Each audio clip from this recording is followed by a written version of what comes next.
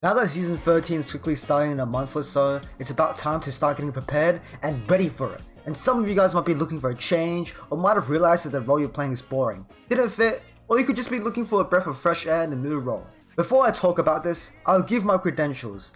I'm a Challenger top lane main and I've been Challenger since Season 8. So today I'll be discussing the 5 different roles in League of Legends and detailing them and giving general advice on learning that role, so let's get started. Firstly, let's establish the basics. There are 5 different roles in League of Legends. Top, jungle, mid, ADC, and support. Top consists of mostly bruisery fighters and juggernauts, usually champions that specialize in the close to mid-range combat. Sometimes range champions are played too, however, they are frowned down upon heavily by the community, usually because most of the melee champions here in top lane struggle with range champions. Another neat little detail about this role is that it's isolated away from all the other lanes, with jungle being the closest role that can affect the lane. Because it is so isolated, usually the first person to get a lead in this lane completely dominates the enemy, due to the lack of help your teammates can offer because it's so far away from the main objective in the early game, being Dragon. Ultimately, it leads to a very snowbally lane that is focused on dominating your lane opponent.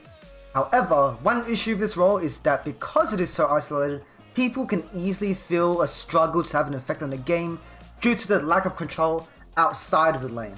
But as a top lane main myself, I can say there is nothing more gratifying than being a beefy hunk of juggernaut monster running down the enemy. So if you like big, beefy, oiled up juggernauts that soaks up and does a lot of damage, or being completely useless thanks to your other laners doing nothing, you will love top lane. Or if you're a sadistic human who deprives their pleasure from tormenting others, you can also play top lane. Your choice. The next role is jungle, a lane that goes into the jungle, fighting monsters there for money and XP rather than killing lane minions. Instead of interacting with the enemy lane opponent, you interact with the jungle, and your role is to secure objectives and predict what the enemy jungler is going to do, get laners leads for ganks, and overall win the game through that. Champions here have a lot of variety. There's mages, assassins, bruisers, tanks, all over the place.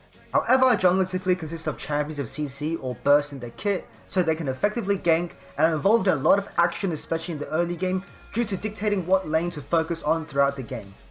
But some individuals may not like this role because of the fact that a lot of gameplay is focused on decision making, predictions, and hitting the jungle, rather than interaction with the enemy within lane like top mid. In turn, of course, it is arguably the most impactful role in the game because you have the potential to affect any lane you want in the game, and to also give your team the ability to carry or to carry yourself. Now that we're halfway through the list, what better lane than to go to mid lane? Mid lane is the role where it has the 1v1 of top lane, where the better player will dominate. But because it is quite literally in the middle of the map, other lanes can easily come and, hey, I'm gonna screw you over.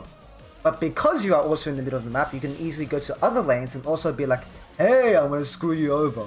The lane typically has mages and assassins with a few bruises here and there, and are usually champions that can shove waves easily or have effective roaming abilities.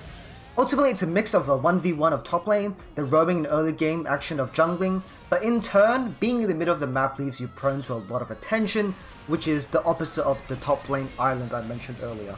Nearing the end, we have a combination of support and ADC, also known as attack damage carry, which is a bit misleading as some mages are played here as well. Other than the occasional mage and ADC, we have mostly range attack damage champions, mostly specialized to scaling later on into the mid or late game. Due to their reliance on needing money and time to become strong, they are paired up with the secondary role of support. Supports consist of a mix of champions that specialize in engaging and making plays, disengaging and stopping the enemy, disrupting, and all sorts of champions that enhance or support the team in some way. Or you can watch the world burn with full damage supports.